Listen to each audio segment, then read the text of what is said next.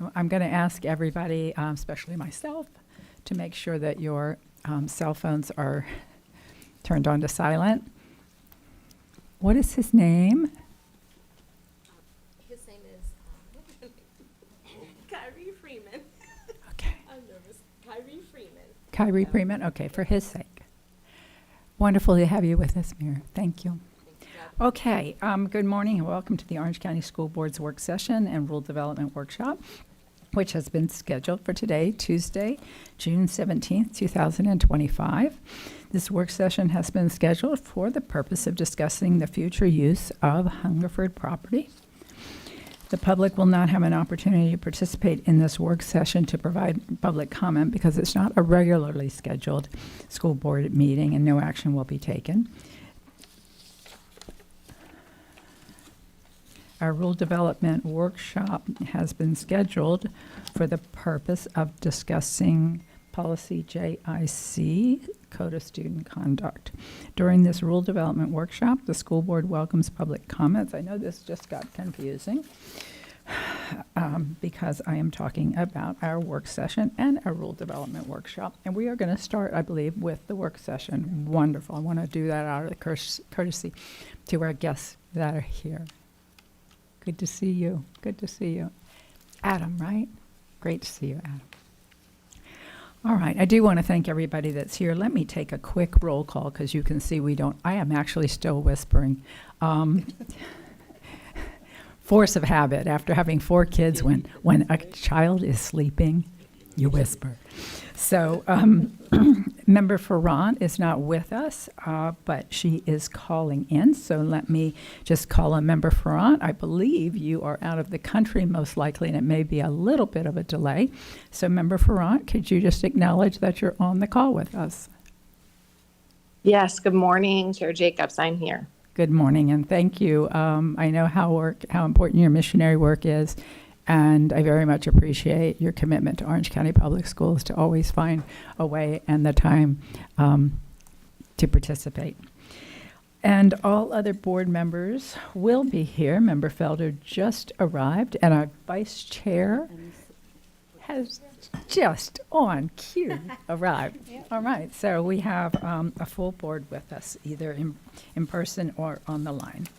I'm going to remind my fellow board members and any members of staff who may be speaking to try to speak as directly as you can into the microphone so that our audience here can hear you as well as our audience on Orange TV. We will begin our meeting with a moment of silence followed by the Pledge of Allegiance.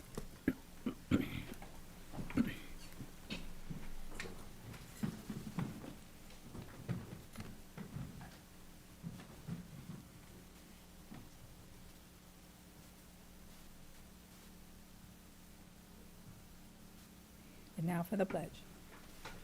I pledge allegiance to the flag of the United States of America and to the republic for which it stands, one nation, under God, indivisible, with liberty and justice for all.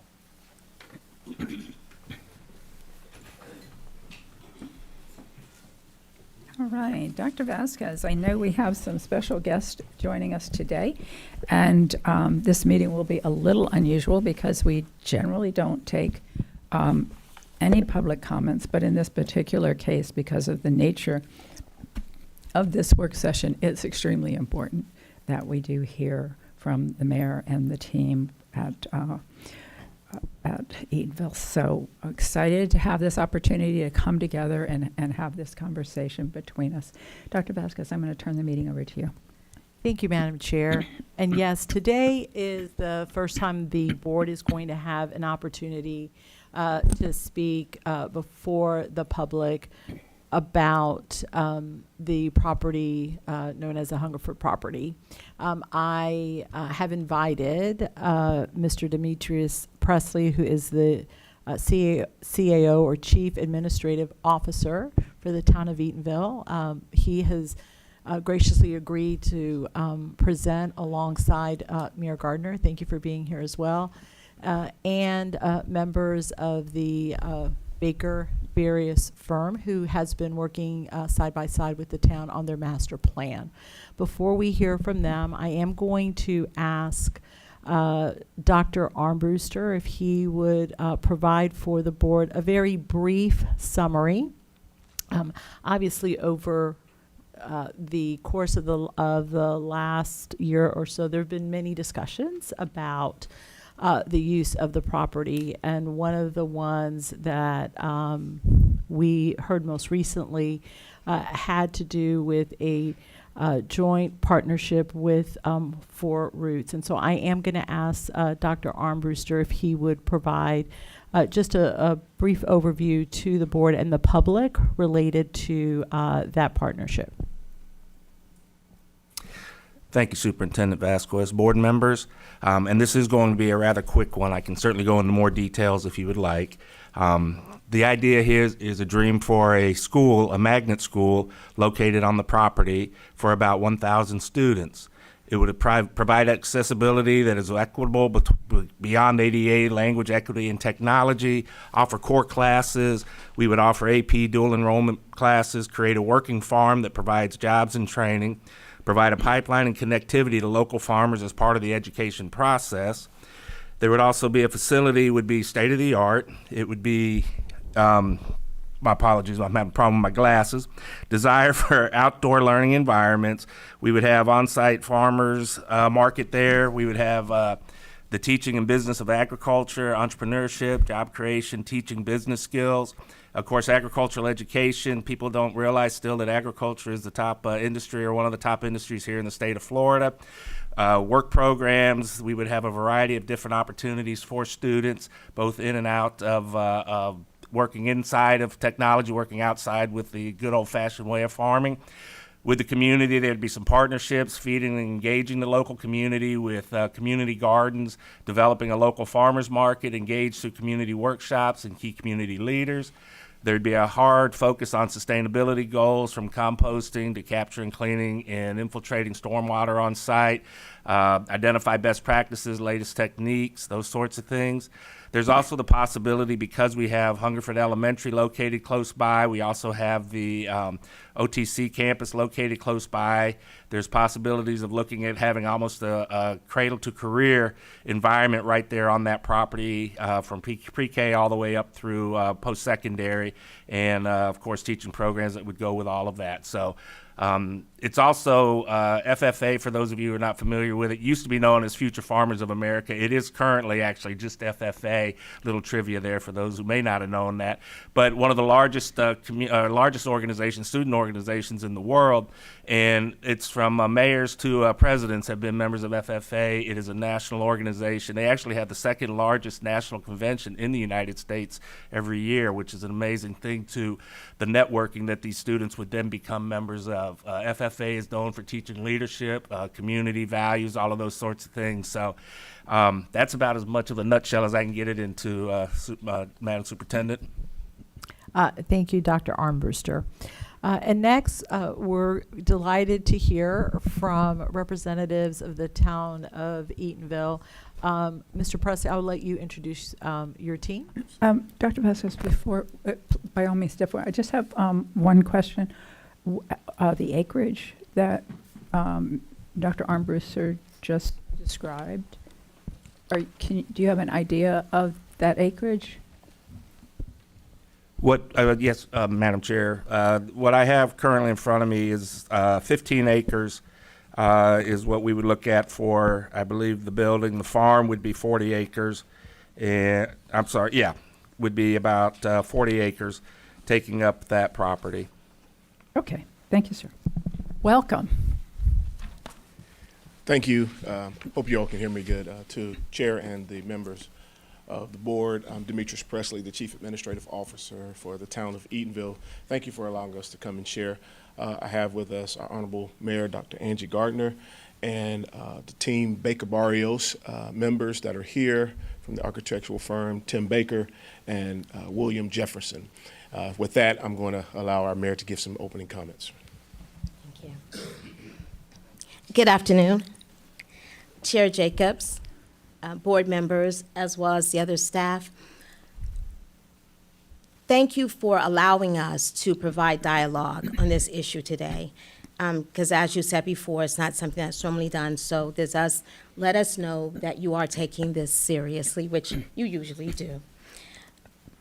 Being established in August 15th, 1887, we're now the oldest Black incorporated municipality in the nation. And we are talking about the historic town of Eatonville. The founding of the town is more than just a settlement. It's the idea that the freedmen were able to attain autonomy and freedom for themselves. After 137 years of existence, the fact that we are still here is in itself a model of cultural preservation and sustainability, but it's at a basic level. What we are now emphasizing is that we want to now connect how we got here, those basic best decisions that got us here, and now connect it to what's going to really sustain us in the future. And as the team from Baker Barrios presents to you, and then followed by Mr. Presley, what I hope you see is how collaboration, true collaboration, with true stakeholders, giving their input, and as well as the real input is from the residents. And that is what's going to be shown to you today. So again, thank you for allowing us the opportunity as we show you a plan that is situated in people coming together who want what's best for the town and several voices being heard. So with that, I turn it over to Tim Baker with Baker Barrios. Thank you. Thank you, Mayor. Really appreciate it, and it's an honor to be here this afternoon. And we're excited to give the board an update on really the last year. We've been, on the assignment now for a good part of the year, with most of it listening to the community, listening to the residents within the community. I want to introduce you to William Jefferson. Will has been working side by side with us. He leads one of our groups inside of Baker Barrios, a group called Thrive, which you're going to hear a little bit about. And it's about really implementing community action. So, William, you want to talk a little bit about what we've done workshop-wise? Thank you, Chair, and I appreciate you all board members for this space. So over the last year, we've really been very intentional about hearing residents' voice, knowing that oftentimes when individuals like architectural firms or development entities enter into communities or towns, they come with prescriptive ways of telling towns that they are deficient versus an asset-based community development approach that literally tells you, we understand that there are deficiencies, but we also know that you have resilience, benefits, skills, talents that are resistant to these things that community, differences can provide. So over the last year, we've had now 4 workshops. Those workshops have been centered around giving an understanding to topics like master planning. How many of us can honestly say that we've sat in a room and fully understood what developers were saying to us, let alone architectural terms and terminology? So what we've done is we started out in the library for our first workshop. And in that workshop, we broke down what does it look like to develop a master plan? How do we continue to stay engaged throughout the process, linking with residents and stakeholders so that we can finalize a plan for their perspective with their voices represented? So workshop 1, we really did a deep dive on just some terminology. Workshop 2, we moved to Macedonia. Residents and stakeholders there would then taught what civic engagement looks like today with differing perspectives in the room and how we don't have to go in and tear one another down to reach a shared goal, a consensus among one another. And then workshop 3, we allowed them to tell the story of Eatonville. We had pillars all around the room, centered on transportation, parks and recreation. We also had education was one of the walls, Main Street, and then Hungerford. Each one of those walls, we allowed residents and stakeholders and their partners to come in and have a voice to tell us the history versus us telling them. And to also ask the hard question, what's missing? And to work towards creating some solutions to fix some of those problems. And then workshop 4 was an interactive workshop where residents were able to go around the room and see markups, the initial markups of their words, their requests, now put onto a diagram that they could say, hey, I'm proud of, I support, change this, edit that, don't even put this on there. So it's been a fun journey. We're moving at the speed of trust. That is our coined statement in Eatonville. We're not moving this process as normal big business. We're literally making sure that residents and stakeholders are brought along on the journey. Thank you. Thank you. Thank you, William. And it has been, a delightful experience getting to know the residents of Eatonville and listening to their stories, listening to their dreams and aspirations, and incorporating that into some very preliminary work. I would say, even though we've been at it a year, I think our work is maybe a little over halfway done. So we still have a ways to go. And so there's plenty of time for input and additional thoughts and ideas. And it's really been a delight. When we look over the last year or so and try and sort of gravitate the conversation into certain categories, it was pretty apparent that really there were 5 sort of tasks that we were specifically looking at to try and advance within the city and the town of Eatonville. First and foremost, and unanimously across the community, was this idea that we absolutely have to preserve history and culture. We have to celebrate it, we have to honor it, and we have to make sure that it's incorporated into everything that we do. And so one would think the oldest town, incorporated town in America, would have great detail on this history.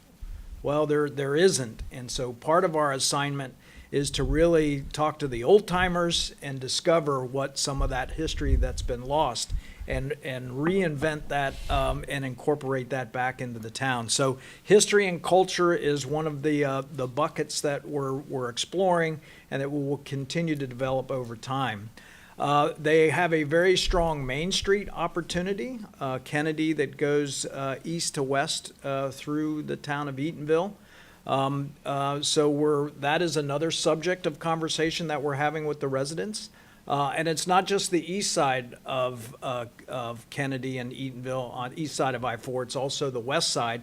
And then it's that link under I-4 and how we can create a gateway that connects the east and the west as to one community, not 2 communities divided by a highway.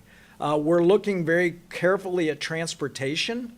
It's amazing. Eatonville is very centrally located, but when you look at it from bikeability, walkability, mass transit, how I get to the certain assets around the community at large, it's quite fragmented and frustrating for the residents. So we're doing a careful look at that. We're looking at parks and rec and open space as part of the study.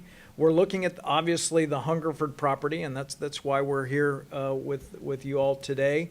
And then we're looking at the residential neighborhoods. There's 5 very distinct neighborhoods within the town of Eatonville, and how do we address that from a neighborhood services perspective. If you take that conversation and you sort of look at what the driving, and I would say by and large, these 5 or 6 things represent, I would say, 80% consensus within the community, which I think is pretty high, given, the fact that it's hard to get a group of people to agree on much of anything these days. There is a strong consensus within the town of Eatonville on a few of these things, and I'd love to highlight those for you. We talked about preserving our history. I would say that one is 100%. And there were no dissenting voices within the community on that. In fact, it's been the first statements made in all of our workshops is how do we preserve that? I think some of the plans in the past have not really honored that to the level that they should. And so our work is really centered around understanding that history and that culture and building that into every decision that we make. They were very clear about wanting meaningful open space, and open space that they could bring the community together. And whether that was, annual festivals or whether that was small and medium-sized events that they could do on a daily basis, a weekly basis. But again, this idea that bringing the community together and to celebrate life and family was really important. And that connectivity to the waterfront. So we have Lake Wilderness and we have Lake Bell. And there isn't a lot of community engagement with that waterfront. So how you would connect the community to those natural resources was an important idea. Believe it or not, education has been very high priority. I'd say we're probably in the 80 to 90% consensus within the community. They love the fact that they have education in their community, but don't feel that the story is complete. So what they would love to see is a full continuum of education that starts with an early learning center, goes to primary, goes to secondary, possibly goes to higher education, and then that all feeds into an industry similar to probably EA Sports across the street and how it's connected to UCF and Valencia. And even the A school across the street, or even the Four Roots idea, I think was sort of on the right track of, and maybe it's Four Roots or maybe it's not Four Roots, but it's something. It's something like Lake Nona has around biosciences. It's something like Creative Village has around digital media. It's something that Osceola County has around advanced manufacturing, but some sort of cluster that creates education that leads into high-wage jobs and an industry that could help benefit the residents of Eatonville. So that was a very common topic as well, something that supported jobs and economic opportunities. Health and wellness is very much absent within the community. So restoring access to health and wellness was a topic that had a lot of consensus. And then this next item, I would say we dropped from 80 to 85% consensus down to maybe 60, 70%, but still was a driving voice. And that was diversity in housing, quality housing, that's either workforce or obtainable, but something to add to the housing stock within Eatonville for the residents of Eatonville, not displacing or gentrifying, but for the residents of Eatonville was a topic of discussion. And then finally, a lot of frustration about, we have links coming through our community, but it's very difficult to figure out how to get to employment centers. It's difficult to figure out how to get to educational assets or healthcare assets throughout the region, and how we can look at a regional transportation system that allows connectivity to regional assets, but also even connectivity within their own community. There's many places where it's difficult to walk, it's difficult to bike without conflicting with traffic. And so this idea that there may be this circulator that runs throughout the town of Eatonville, connecting the residents to the various community assets as well. So I'm going to depart a little bit from that's the traditional ULI master planning exercise that we've been going through. And I mentioned at the beginning, we have a center of excellence within our own practice group, and it's a program called Thrive. And Thrive was born out of us doing a lot of work in disadvantaged neighborhoods back when I was much younger. And we would come in as the traditional architect. We'd come in and do brand new streets. We'd build brand new buildings, and everything looked wonderful. But we didn't fix the systemic problems that were in those communities to allow opportunity for the residents to grow and thrive. And so what would happen would be 25 years later, those buildings that were new and fresh are now decaying and declining, and we rip those down and rebuild. So a few years ago, we created a group called Thrive. And what Thrive does, because in many of these neighborhoods, even though regionally a lot of the services are there, they're very difficult for the residents to navigate. So what Thrive does is we go in and we build a hub.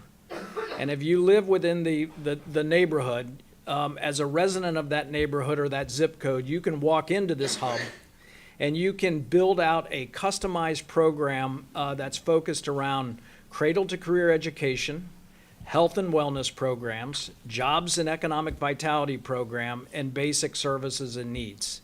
And then with that program, you can go out into the region or out into the community and take advantage of those programs. We've got a couple of projects that are well ahead of Eatonville, and we're getting some great outcomes relative to those programs and services that are in there. So Thrive, in addition to our master planning exercise, will, in about probably 6 months, we're targeting the end of the year, converge into a community action plan and a master planning vision to guide the town of Eatonville for the next 25 years. The study area that we're looking at, which we're showing up on the monitor here, really is within the town boundaries of the town of Eatonville. So everything is being looked at relative to those assets.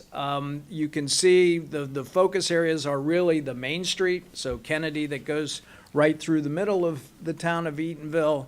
We're looking at the 5 neighborhood boroughs that exist within the town of Eatonville. We're looking at the Hungerford property, which is the largest piece of undeveloped property, obviously, within the town of Eatonville. That also includes the property you own on the west side of I-4. We're calling it OCPS West, but you may have a different name for it. That's also included in the study area.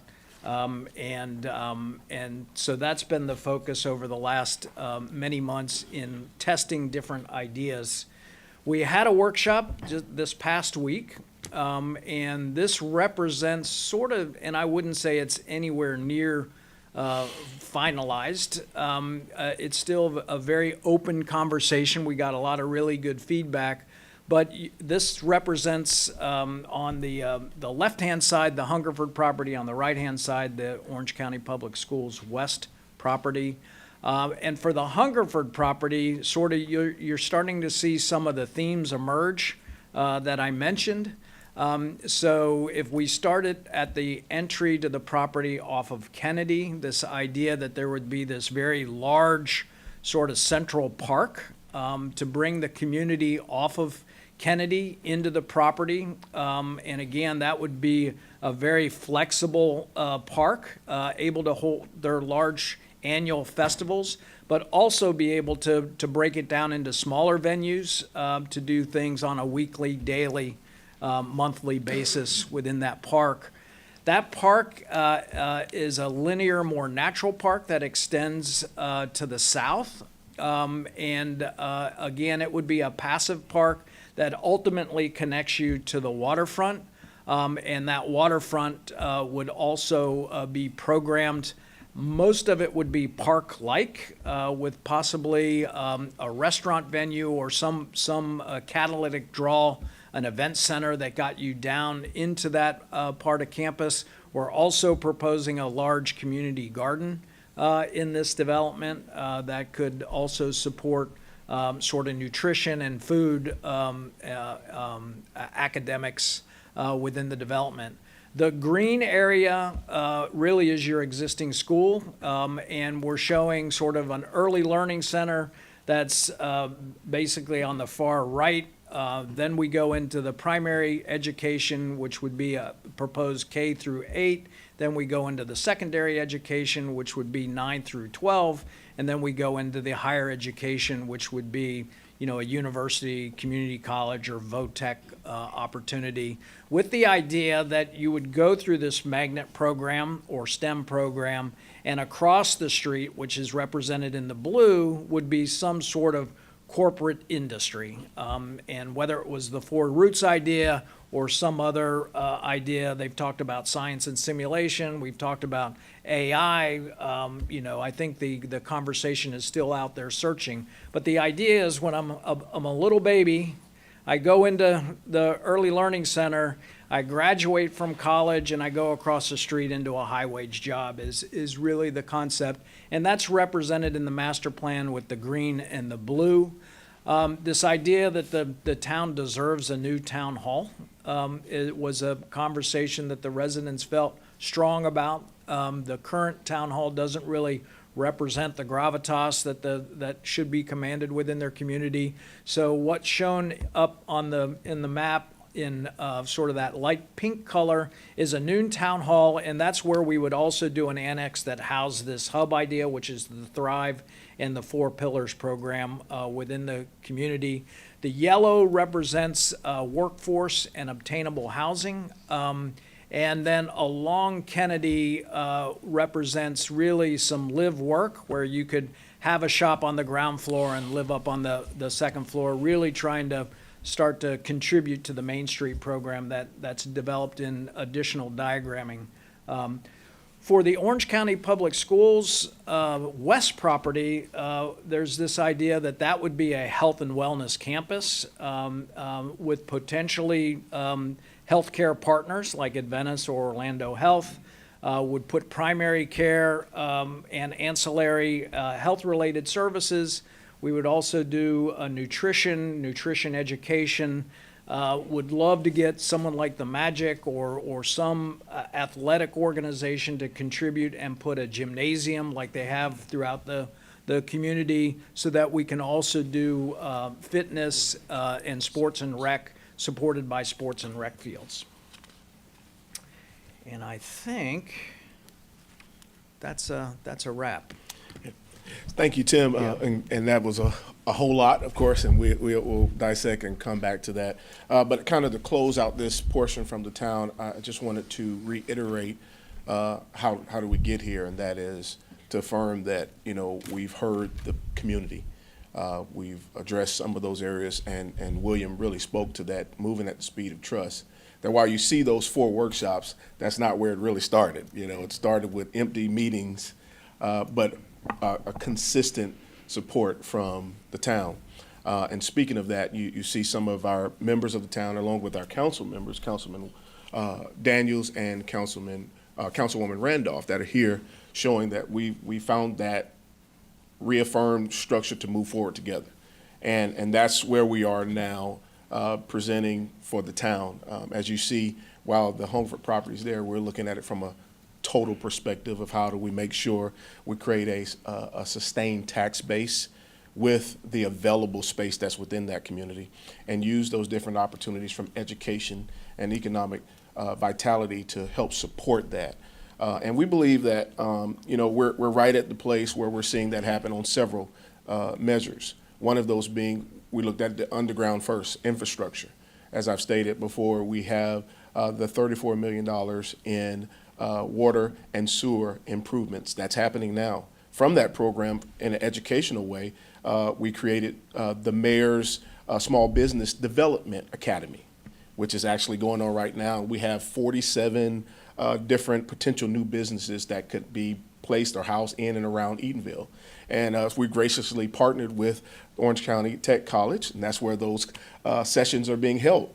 And so the collaboration for that is happening right now with that. Along with that, we recently are looking at some of even the stormwater that's more of a technical side, but we have received from the county CDBG DR from the disaster recovery, $8.3 million to support a stormwater master plan or master park that will do and mitigate a lot of the infrastructure there, and also create some small hubs that will support some of the things that are being positioned in that. Along with now the mayor just had her State of the Town address that kind of showed an overview of these things, but also showed the connections from Florida Blue to the Dr. Phillips, some of these ones, the Winter Park Health Foundation. These are supporters that have already been a part of this process, coming to some of these meetings, stakeholder meetings, to make sure that we are now answering those questions, that not only what they'd like to see, but who could assist or who could work together with us to bring it to fruition.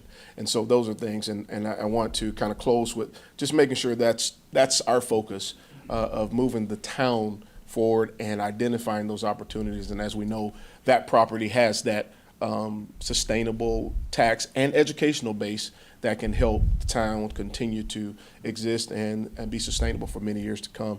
And in closing, I'll just say thank you to Superintendent Vasquez and Dr. Williams for showing up. They've been to those meetings, along with Board Member Vanos, coming to those events to see and give input. And just with that same collaboration, that's our goal with envisioning Eatonville forward. And so I believe we are working towards those proper partners to support that, but also want to make sure we present it to the board to hear and to discuss where we go from there. All right, thank you so much. I probably should, I know you know, but for the audience benefit, this is a work session. It's not Absolutely. a time when we're going to make decisions, but this is an excellent opportunity to hear from you all. I want to say up front, I have so much confidence and respect for Mayor Gardner.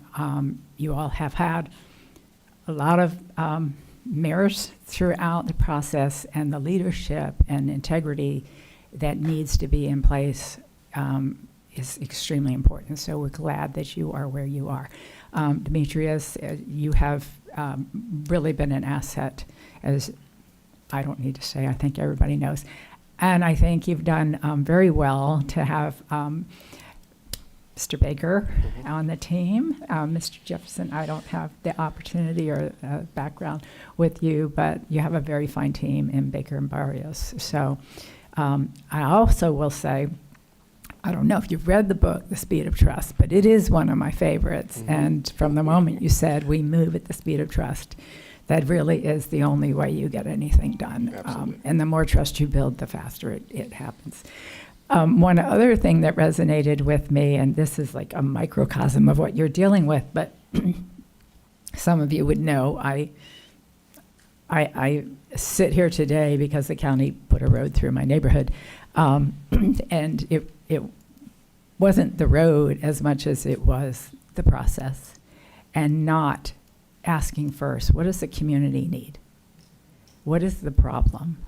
What are some answers? And starting with people instead of starting with engineers and architects and planners. They're all important, but they're the ones that show the how, but it's the community that needs to define the what. And so I think the process that you've been through is also very, very beneficial. I find a lot of exciting things in what you've proposed. I have always been concerned since I took office as mayor and got more familiar with Eatonville. I've always been concerned from a financial stability standpoint and the serious need for tax base. So as I was listening to your presentation, I was also listening to make sure that was one of the critical boxes that needs to be checked off. So I will just say I appreciate the presentation, and I'm very glad to hear the process you've been through. And I'm going to open it up. I have a few questions down the way, but I'm going to open it up to any board members who may have questions or seeking clarification. And if not, I had questions, come to think of it, but I'm looking at my questions, and I think that you have addressed just about all of them.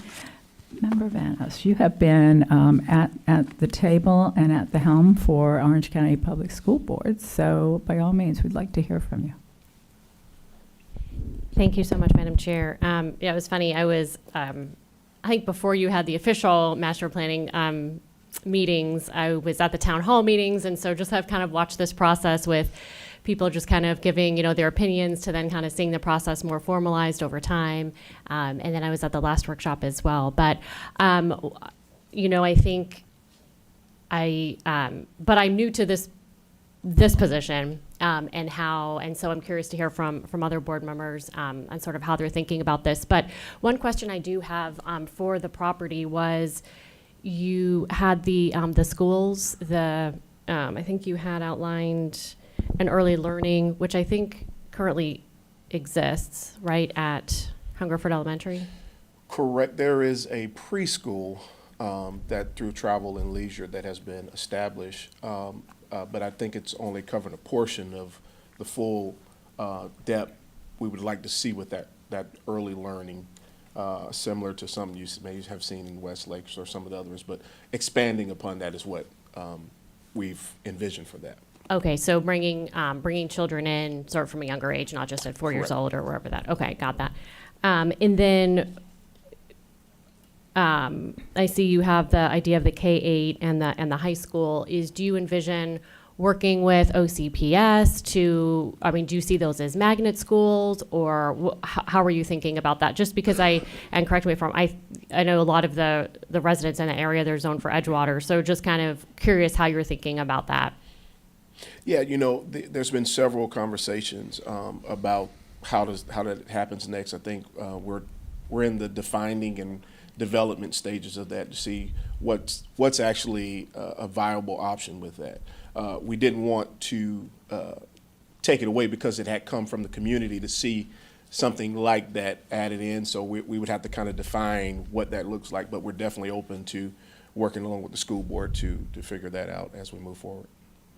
And just one last question on that piece. How many acres of the property do you have for kind of that school education piece? I think we were very strategic to make sure that it stayed within that current footprint of where the education hub is, as you'll see laid out on there, to make sure that we maximize the sustainable tax base opportunity from that area. So understanding that, we believe that we can do the schooling within that current outlay where the tech school is, in between and maybe some of the behind, to stay in that area and maximize the frontage thanks for sharing that, maximize the frontage. So the green kind of outlays currently what you already have within that school area space, and trying to stake, to repurpose or adjust that space to stay within that for that area. Okay, and just to go back, you were thinking sort of like of a magnet program, so any student could apply to go to those schools, or is that what your desire is? That was from the community's input Okay. of options. So I don't know if Not putting it on you, but- Yeah. I don't know if we've identified that defined route for that, but the community did mention about the full kind of elementary to high school option, and magnet, whichever one kind of works out, could be an option for that. Yeah, But that's definitely The there. community brought that up in the last workshop this past week, and there were several voices that were really interested in making sure that it just wasn't Eatonville children, that it did bring in, diversity from around the community into Eatonville, so that, it would expand the opportunities for the kids that live in Eatonville. So I do think, the preference would be a magnet school of some kind, but open to the community at large with, preferential attendance from the kids in Eatonville. Okay, thank you so much. Wait, can I just add from an educational view? It would be wonderful if we're working with the school board, and I know we don't have it defined yet, but it would be wonderful to use this as an opportunity to envision a more innovative way of having it done, and this would be the opportunity. So if we are talking about a magnet school, and if we have the opportunity to partner with someone such as Four Roots, or it would be great to look at it in a more innovative way. And that's all I'm going to say, and that's coming from an educator's viewpoint. Got it. Okay, thank you. I'll let. That makes sense. Let me go to Member Gallo.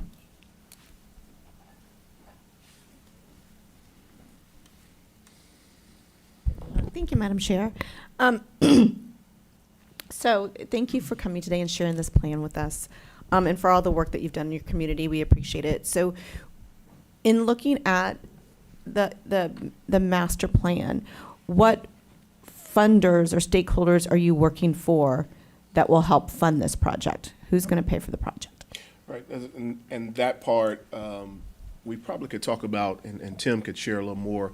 The way we built this is to get the input from the community, and along the next step phases, we start identifying those community partners. And if you remember, about a year ago, there was an opportunity with the museum, which allowed us to reestablish a lot of our partnerships with Dr. Phillips and Central Florida Arts Community, United Arts Community, working with also now with the Winter Park Health Foundation, and now establishing rapports along with the Florida Blue, some of those providers there. So we are starting to identify our group now that we actually have heard from the community what those needs are. And so we'll start to define and create those moments for them to support. But some of them have, by showing up even, I'll give an instance for the state of the town. One of Advent Health reached out to me and said, hey, we heard about it. We'd like to be a part of it, which is starting that interest to support where Eatonville's headed. So I think there's interest once we define that path for it. Okay, thank you. And have you talked to Dr. Phillips? Has Dr. Phillips expressed an interest? Absolutely. And the mayor and I recently met, and I'll let the mayor share that portion. In the last meeting, it was clear that, so we don't overstate, but that Dr. Phillips Foundation is in support of the master plan of the town, and in supporting what the town has shown would be viable and in its best interest. So you're willing to work with Dr. Phillips for this? Absolutely. And then back to the schools. I know it's not defined yet, and it's in the master plan because it's what the community wanted. So I guess, I hear you when you say innovation. We're having a lot of conversations up here about the future of public education and what it looks like, and they need to be innovative. So are you thinking that it would be an Orange County public school, or are you thinking you would bring in a charter school? Because I know that we don't have anything in our 10-year SIP plan that would include another K through 12 or anything in Eatonville, and any charter school or anything that would placed in Eatonville would take away from, obviously, our schools and our surrounding area. Nothing that'll take away, nothing with the use of vouchers, nothing like that. But just a way, because we already have an elementary school there. So even if it doesn't go to 12th grade, but even if it is an innovative way to bring in the private with OCPS, but also in a way that if you bring in private, that funds can help sustain. So how that looks, I don't know right now. Getting the land so that we can move forward, we can keep the stakeholders together, still collaborate, and maybe bring someone in that could see it differently for us. But definitely nothing that threatens Orange County schools. Thank you so much. I appreciate it. Thank you, Member Gallo. One of the tremendous opportunities I see is not just in what you describe, it making sure that we understand the history. And as you were saying, there's not as much information as you wish. I think of connections that I've made over the years that have been invaluable, and I'm going to volunteer the Mormons here. But you might not know that the part of the Mormons' mission is maintaining historical records. And so it might be interesting if they could, they showed me a lot of my family records that I didn't know existed. And so it might be interesting if we could find, whether it's the Mormons or somebody else, that would take on that and literally be able to take and look at who was your grandfather, your great-grandfather, what were their roles, and be able to tell that story of the history from a human standpoint, not just the buildings in the town. And then I like also your idea that we're going to take the history, but we're also going to take it into the future to places that we're not yet there, but heading, visioning what we want that to be. So I think that's a great concept, and I think you could build a lot of support in this community around a vision of that nature. And I do think that's going to be fundamental, because all the best ideas in the world, even if in the long term, the funds will come in, it'll support each other, and there's that short term you got to get over, and you'll need some partners that can get you through that part. I kind of wish we still had Harris. Well, I do always wish we had Harris Rosen with us, but yeah, he would be jumping in both feet head first. Actually, he would be diving in head first because he loved to swim. But even Frank Santos and I had talked for some bit about having a different type of preschool environment where moms or dads who aren't working, one, because they're not going to make enough money to put their kids in preschool. I was one of those moms with with 4 kids. It didn't pay for me to go to work because I would pay more in childcare. So we started what was very unique, and that was a preschool co-op. But that co-op gave parents a way to not just have their kids cared for by others, but also to learn things that then could propel them into early education and then into a degree in teaching. So I just see a lot of opportunities where others might see challenges. So again, I'm excited about the role that you've taken, your forward thinking, and excited about our conversations that we'll need to have. I know the superintendent shared with you, we do have some state restrictions on how we surplus land, and those are things that we have to navigate as we move forward. And I'm going to call in a couple more board members. Member Byrd. Thank you, Chair. Thank you all for coming in for the presentation. I just want to go back real quick to Dr. Armbruster and the 4 Roots project and idea, which has always sounded wonderful. I'm wondering, was the town involved in those conversations along the way? And if so, I don't see the 40 acres in the plan. Is that not part of your plan? The same idea behind the 4 Roots project, or is that not part of kind of this vision yet? Yeah, and to that point, I believe 4 Roots had started having some conversations prior to meeting with us, but then along the way, they did stop in to see us.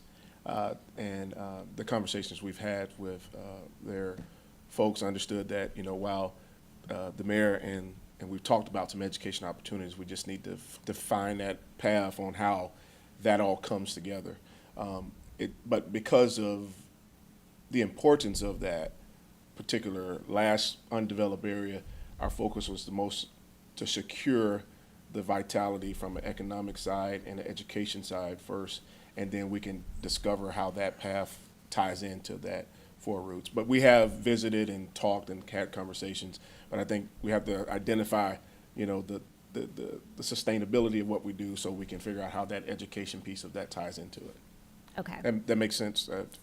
Yeah, no, it does. I just wanted to kind of know, like, where your thinking was on that, and if that was something that still seemed like, I mean, I know you're talking that there's many different ideas for the cradle to college and your vision here for what that could be, whether it's STEM or it's the 4 rivers, as you mentioned, or the 4 Roots. So I just wanted to know, like, how that played into that.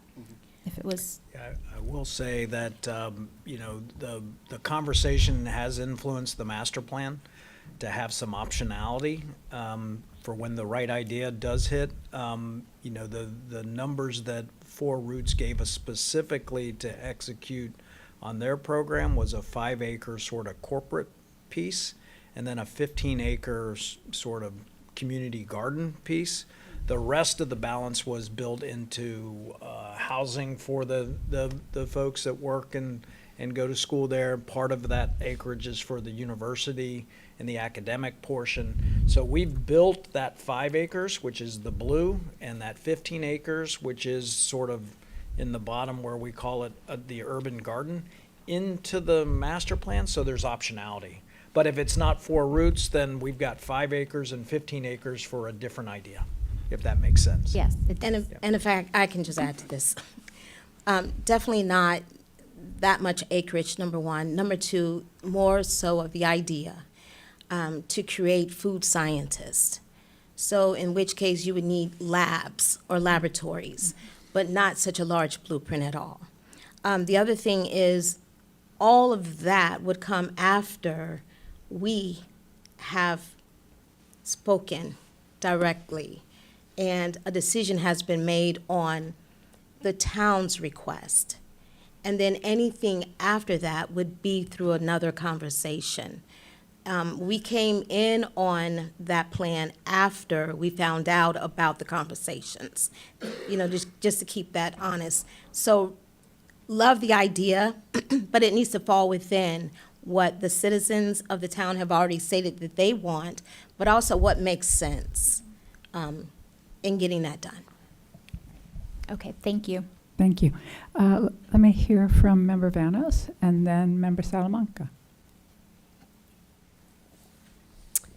Thank you, Madam Chair, and thank you for the clarification on the school and just kind of clarifying your involvement with the 4 routes and how that all came about. I do, one thing that as I've gone to these meetings, it's clear to me that I think we need to be listening to what the people in Eatonville want for the property, and to me that should really be our overriding question, and then thinking about how we can work together for this educational piece. Because that's something we're in the business of. So we can work together on that and we can partner. But one question I had, because Madam Chair, you had mentioned something about restrictions on our ability to kind of dispose of the land or work with the land. So I'm just wondering, now that the lawsuit is over and there's no restriction on the property, as I understand it, to require it to be used for an educational use, I'll just ask our attorney, what are the restrictions on the land from our perspective? So the lawsuit, Madam Chair, I'm sorry. Oh, I just absolutely, presumed. Mr. Sorry. Palmerini, you're recognized. Thank you. The lawsuit was, as you remember, from the Association to Preserve the Eatonville Community, and what they wanted was the use restriction that came out of the 1951 consent decree that said the property had to be used for a school for African American students, especially with respect to industrial education and that sort of thing. That restriction was removed via settlement agreement, which was court approved in 2015. So that restriction is off the property as far as we're concerned, and we have a court order to that effect, which I have sent you all previously. I'll recirculate it after this meeting's done today. So we don't believe there's any restriction on the property with respect to how it has to be used, meaning it doesn't have to be used for educational purposes, for the purpose of educating African American children. Obviously, that kind of restriction would be illegal under Brown versus Board of Education today. Now, with respect to disposal of the property, there's the 2 statutes that are at issue. That's 1013-28. That's for the sale of the property. Under that particular provision, you would have to declare the property surplus, and then you would have to put it out for sale. And the proceeds of the sale, whatever that would be, would have to go back into our capital accounts in order to pay for other capital needs that we may have. So that's 1013-28. Then there's 1013-15. That is the lease purchase statute. That's the statute that says you can lease property with the option to purchase in the best interest of the board. There is not a restriction in there with respect to declaring the property surplus. So you can say that you don't have to declare the property surplus to do a lease purchase agreement. The thing that you have to do, there's cases, it's an old case from the 1931 from Florida Supreme Court that says when we put property out for sale, we have to get full and fair consideration of that. But the lease purchase statute's a little bit different. The concern I have is if we were to, as you all know, I'm not saying anything that you all know, we had a potential lease purchase that was offered to us that at a greatly, greatly reduced rate. I don't think that we can donate property under the sale statute, and I don't think you can structure a lease purchase in such a way that essentially looks like a donation. But there's some wiggle room between what we were offered to settle the lawsuit versus what we had previously put the property up for sale. If you all will remember, the sale that we had a $14 million deal on that property that we were going to sell to a developer, and that sale obviously fell through. The contract was canceled. So there's all sorts of different things when we get to a finalized proposal that we're going to have to look at. I'm going to have to analyze what's actually in the proposal, make sure it comports with the statutes, make sure it doesn't look like a donation in violation of the law, make sure it doesn't look like it's a workaround. So I'm speculating as to what I could potentially see in the future. The details are going to be essential as to what we can do and whether or not we would have any statutory issues with doing what's being proposed. Follow-up. Thank you for that. I want to go back to, because I just want to understand this better. When you talked about the lease purchase, and you said that it can't look like a donation, I guess what I'm wondering is, so I know sometimes if municipalities are working together, or if you have like a municipality working with a nonprofit, they might say, you can lease the property for a year, or I'm sorry, you could lease the property for like $1 a year, with an option to buy after some period of time for some certain amount. Like, is that what you're referring to? Or like, what would be the restriction, if any, on something like that? So the statute says it has to be in the best interest of the board. And of course, that isn't defined anywhere. It's not in any case. I've looked exhaustively. There's nothing on it, right? So there was, if we're doing a lease for $1 a year with an option to purchase, and let's say the lease is for a building, I'll take the museum as an example, because that's the concrete example we had. Doing a lease on that, we would have had our students going to the museum. There would have been some sort of educational purpose for it. So doing $1 a year lease on that property with an option to purchase at some point in the future, that probably would be looked at differently than if we just gave the same $1 a year lease with an option to buy, and the town was making a commercial interest, had a commercial interest on it, and our students weren't benefiting. That's part of the analysis we're going through.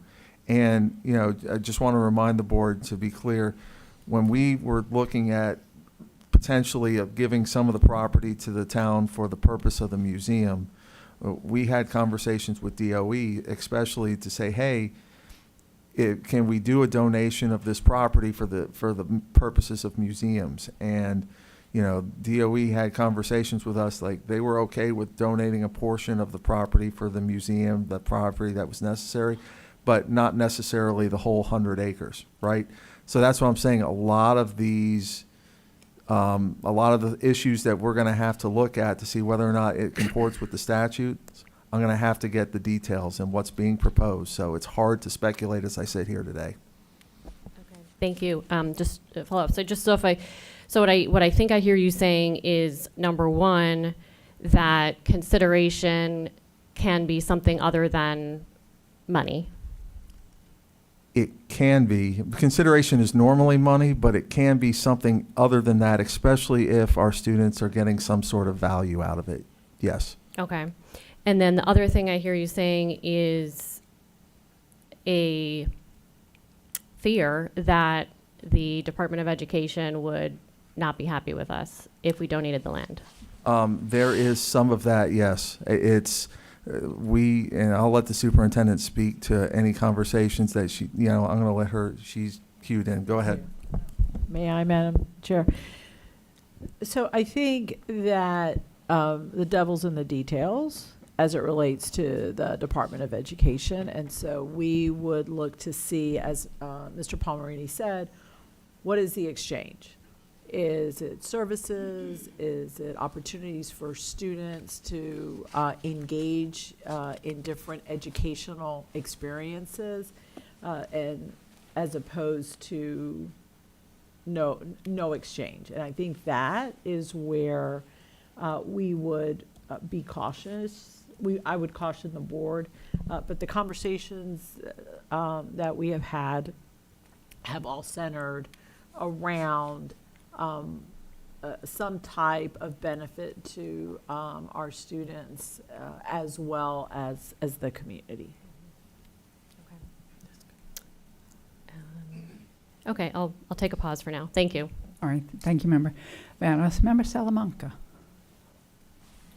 Thank you so much for being here and for catching us up on all the different components and the work that you've done. It's great to hear all the workshops and feedback you've had. It's helpful to know what the community is thinking as well. Just one of my questions was around this plan. So it sounds like you had 4 workshops with the community. In the existing project, is there going to be more? Like, where are we in terms of progress of community-wide feedback before things become more solidified? You mentioned some percentages, some things you go 80% buy-in, some you have 60% buy-in. Obviously, once, and we know this, once you have buy-in and then you actually post that this is the decision, there's real feedback from that too. So like, where are we in the process of you all saying, this is what the community wants with a degree of certainty in the context of this project?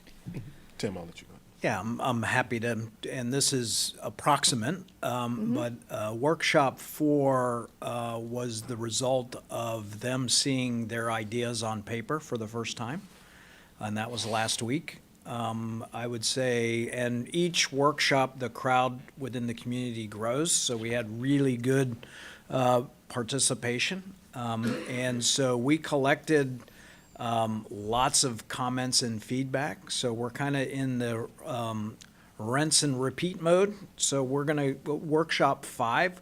We will present back the same documents, only with their new comments and input. But I would say we're well past 50% right now, with very sort of favorable support, not too many dissenting voices. There were a lot of dissenting voices in the very beginning. I would say by and large, most of the conversations are starting to go down into the details as opposed to, the bigger program elements. So the program elements that we're presenting in this plan, they're getting moved around based on the feedback, but nothing has really been eliminated. So I think the program that's shown up on the map is where the community would like us to head. But the arrangement of that program on the property is still of conversation. And remember, the conversation goes well beyond just the Hungerford property. So we are inside each one of the 5 neighborhoods having similar conversations about pocket parks and tot lots and connectivity and facade grants and branding of the neighborhoods. We're talking about how to redevelop the Main Street and put additional assets. We're casting the retail, trying to discover old retail outlets that were once very important to the town that no longer exists. So we're going through all those conversations in addition to the Hungerford property. But I would say the program that sits on these documents are pretty well supported, but they're moving around in their location right now. So, and I think that ties into roughly about another 6 to 7 months worth of work before I actually get a final draft that I will present to council for approval. Got it. I appreciate it. And it's great that we're having this conversation early. I think conversations have been going on and off for a long time in the context of very different options and solutions. I think this is kind of one of the first times that this board sees, call it this plan, and it's good to be at least have some visibility at this point.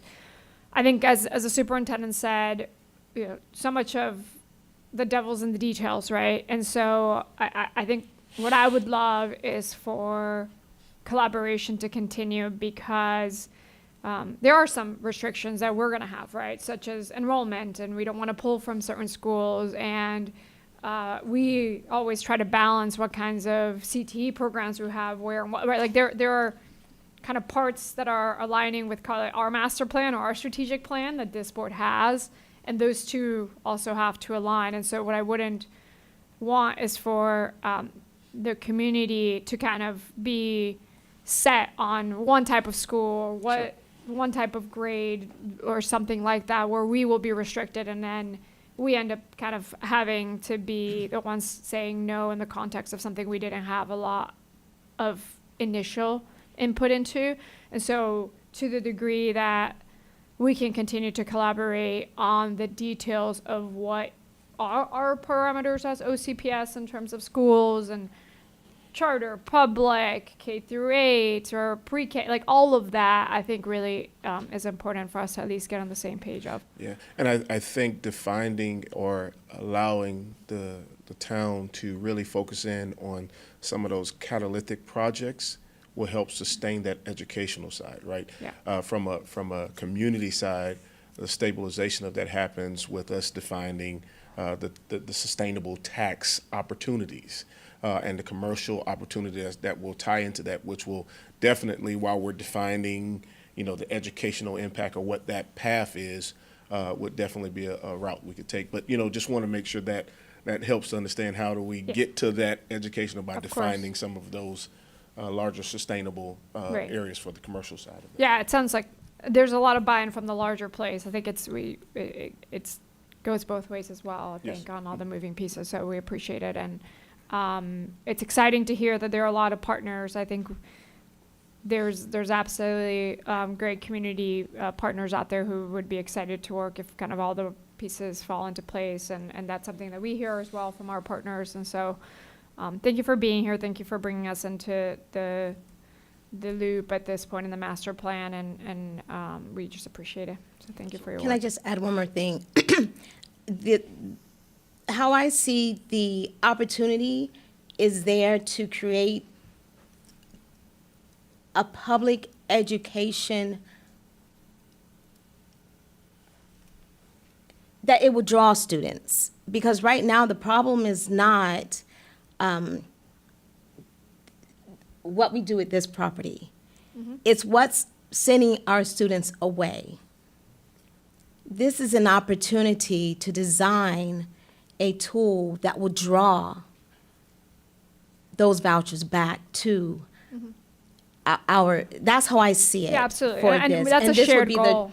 So I That's just want to make absolutely a sure shared that I'm not talking private or anything like that. Got it. Okay. Yeah, and that is a shared goal. I think we all as OCPS would want to have more students be enrolled in our schools. And so we have student enrollment numbers, we have demographic growth, we know where there's things happening. And so that's kind of in the details that we're talking about, where what that school or education capacity looks like is going to be in the details for sure. But thank you so much for the feedback and catching us up on how the community is thinking, and the ongoing workshops, and definitely keep us in the loop. I think a variety of the board members would love to at least just hear back from those workshops and what's going on, and if we have the opportunity to go do so. Just to be a flag. Yeah. All right. Thank you, Member Salamanca. I do also want to take a minute to recognize Mayor Cole, former mayor of Eatonville. It's great to have you with us. Always wonderful to see you. And NY Netheria is also here with us, and we appreciate your presence and your ongoing concern and passion for the town of Eatonville. So with that, let me call on Member Gallo. Thank you, Madam Chair. So in looking at the master plan, and I don't know if this is a question for John or a question for y'all. So looking at the master plan as it's developed now, what would be the benefit? Like, is there a benefit within this master plan that our students could exercise? Would there be a benefit other than, I guess, the schools? Which, I mean, we could do co-ops. Like, we don't have to build an actual build. Like, there's lots of creative things that we can partner with y'all to try to do to meet the needs of the community. John? Omri.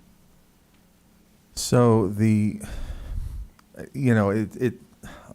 looking at the plan, it's very high level. It's not drilled down as to the schools would be the most direct, obvious benefit to our students, right? if there's some sort of athletics there, to the extent that they allowed us to utilize those facilities, that could be a benefit of our students, right? If there's housing and there's affordable housing put on there and they reserve some slots, or we work on a partnership, and by we I mean Dr. Williams would be itching to do something like that, and they reserve some of it for our employees, that would be an educational benefit. Remember, under 1143, we can be in the affordable housing business. So there's all sorts of things that you could do that way. But again, I hate the phrase devil's in the details, because that implies some sort of evilness that I don't think is in any way here. But the details are important. The So I would. details are in the details. Yes, correct. In the details. Correct. So those would be the things that I would see as potentials. But, we'd have to get this fleshed out a heck of a lot further before I could say specifically, yeah, I believe that's educational or benefit. Of course. And also, if I may, from the historic portion of that, even with the cultural center, opportunities for internships even as we were talking with the hotel being there could be some internships there. So I think there are some caveats we could work around each one of those components that we're looking at that would be in that defined space that has a education component, but it also has a wellness component in it as well. So I think we have some avenues that we just need to talk through on that. That becomes part of the CTE program. Yeah. Mm-hmm. And then I just want to clarify, because I think I've heard you all say this several times, but in looking at the master plan, if, as you delve more into the project, say there was a desire, and I'm just going to stick with schools because that's what we've been talking about. There was a desire to have schools, but the need for those schools wasn't there. Then you're flexible in changing out the plan or changing, because obviously you don't want to build something and it not be utilized or nobody show up to go to it. Yeah, I think the idea, whether it's health and wellness or whether it's education or whether it's jobs and economic vitality, I think what we're being charged with at the community level is to define the program. That doesn't mean everything has to live inside of Eatonville. Of course. So I think if there's, what we do want to create is a cradle to career education, but you may have to go out to UCF's main campus, or you may have to go out to Seminole State College or Valencia College to fulfill that. Same thing with the healthcare programs. So I think if there is a piece that just doesn't make sense, it doesn't have to live inside of Eatonville, but the connectivity and the continuum should be understood. And that's really what the purpose of the hub is to give a customized roadmap for each of the families so that they know how to connect the dots with the resources within their community. That's wonderful. And I know that you mentioned that there was some dissension early on in like the first workshop from the community. What was that dissension? What were their concerns? Well, I think it was that phrase we use that we found, speed of trust. There's been a lot of promises made and folks that have come to tell Eatonville what they desire versus hearing from them what those actual desires are. And I think that kind of put us at a stalemate to say, we've been down this road before. Right. But one of the things that we've tried to be is consistent and hear them and find results that can lead us towards that path. And I think that's what was the turning of the table, that we allowed them to fully come express, and working along with William, who's been very great at, helping us to guide the community to make sure we hear them, but we also have to be realistic to what's possible. Okay, thank you. And I know that we've talked about the 4 routes, and I know that would absolutely add educational value, and that would fit the needs for the Florida statute, so that we're in compliance. So hopefully that's something that we can look at further if that's a desire of your community, because this is your community, and we're very cognizant of that. And we don't, I'll speak for myself, I'm not speaking for the board. As a board member, I'm not going to even pretend to come into your community and tell you what's best for your community. I don't know. Your residents know, you all know, I don't. When you meet with people and they tell you what they want, I trust that that's what they want. We just got to figure out how to get there. We want to make this work. We've always wanted to make this work. We want to preserve Eatonville. We understand the historical nature of Eatonville and the importance of it, and we don't want to be the reason that it isn't everlasting. So I think it's just, as John mentioned, it's in the details. How do we get to a place where we need to be, that we're all confident that it serves everyone, mostly your community, and what your community needs. So thank you for being here today. Member Byrd? Thank you.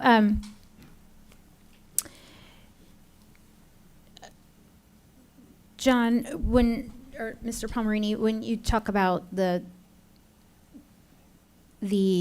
what's in the best interest of the board, I think that really struck me because, you know, we've talked about it before. What is the best interest of the board with this property? And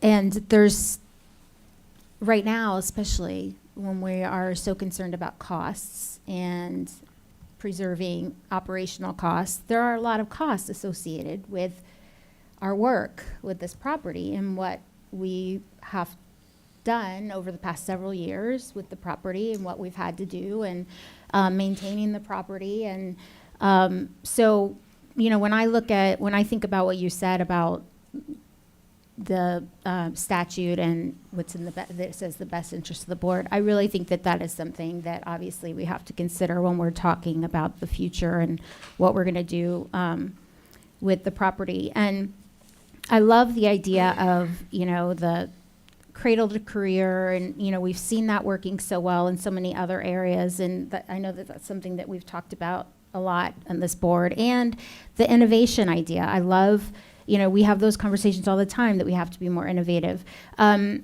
Is it possible for us, superintendent, to, I don't know, like possibly do like a study or a survey, or find out somehow if we were to have a full magnet, or like a K-8 full magnet there, like the Four Rivers, like what we were talking about, but that wasn't K, was it? It was secondary?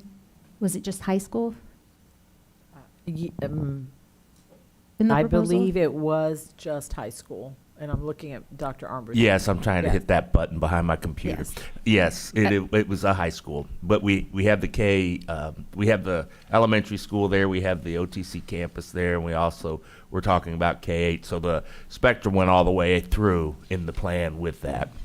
Okay, great. So if we were to think about possibly, you know, in the future, doing like a full magnet that would draw kids to that, is there a way we could kind of do a study on finding out if that's feasible, what kind of draw it would get before we would do something like that? Madam Chair.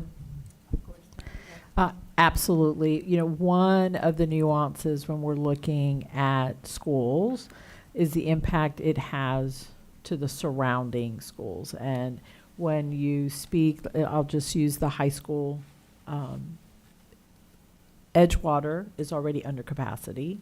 And so if you're drawing more children out of Edgewater, that negatively impacts. But when you're looking at a magnet where you're drawing from across the district, you certainly have a different outcome, or could have a different outcome. Additionally, we could look at, you have Hungerford Elementary that is there. We could also look at the feasibility of having a K-8. You know, some of our K-8s are magnets for the middle school that might also be able to partner with the Four Roots magnet school. So that would expand the elementary to a K-8 and then piggyback on the high school that would be a district-wide magnet. And so certainly we can take a look at, first of all, the data that the town has solicited from the community, and then enhance that through our team in reaching out for interest. Yeah, that would be wonderful. If we could get that, I love the idea. You know, we're always trying to think outside the box. So I love the idea of offering something unique and different, and something that would benefit the community. And I think, as Member Gallo said, that obviously clearly would meet the, you know, the demand of having benefit for students in our district. Okay, I think that's all I have for right now. Thank you. Thank you, Member Byrd. Member Felder. Thank you, Chair. First of all, I'd like to thank the Eatonville community for coming and presenting, giving us this information. I have long been a friend of Eatonville with the beginning of the Zora Neale Hurston Festival back in, I think it was 2000, 2002 when it first started, back in those days.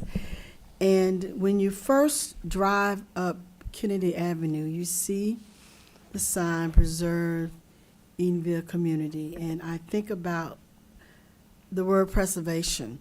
And I think about the fact that we're on this board and it is our appointed duty to preserve education for our children, for our students in this district. And I'm very proud of Eatonville. I lived in Kansas for 3 years, and the only other black township was in Russell's, Kansas, but I don't even think it's still functioning, not like Eatonville is functioning. So I pride myself when I would tell them that I'm from Florida, Orlando, and Eatonville is up the road from me, the first all-black township, and they would, of course, argue with me with that. But anyway, I think that as a board member, my position would be to do all that we can to keep educational preservation in any of the townships or any of the cities or towns that we have jurisdiction over by any means necessary. As an educator, when I think about Eatonville, it has to be preserved. It must be kept. It has to be kept. It has to be kept because of his historical significance. And as a board that facilitates the education of our students in this district, it is our appointed duty to make sure what we do is done correctly, is done right in terms of making sure educational opportunities are at the utmost in terms of our priorities. So I think that unfortunately right now we're dealing with budget restraints. Well, the state of Florida educationally, we're dealing with budget restraints. And this district being the 4th largest in the state and the 8th largest in the nation, we're dealing with serious budget restraints in terms of what we can do. So we're going to have to gingerly walk through these decisions, and as my fellow board member talks about fidelity, we're going to have to utilize that in terms of how we spend and what we're doing. And I know we're just at a time of discussion, but it's important to me that I be able to communicate to the residents of Eatonville and administration that as a board member, that we want to do our best to make sure we maintain and preserve this town. And so doing that, if the answer is a magnet program, because I am concerned that when you do that, you're pulling, but if we can pull, if it's magnet, we pull across the district, that works for me. But I'm concerned about if it's not something like that. We got Hungerford, we got Edgewater that's under populated, and I don't know if Hungerford has a large population, but I'm very concerned that we would, I don't want to mess that up, but if we're doing something we can pull across the district, what a wonderful opportunity for children across this state, not state, this district, could know and learn about the historical significance of Eatonville. Oh, that would be wonderful if we could have some type of school there. I was so disappointed with the museum. I could not imagine any other place in the state of Florida not having a black museum but in Eatonville. I just don't understand why that did not occur, but it didn't occur.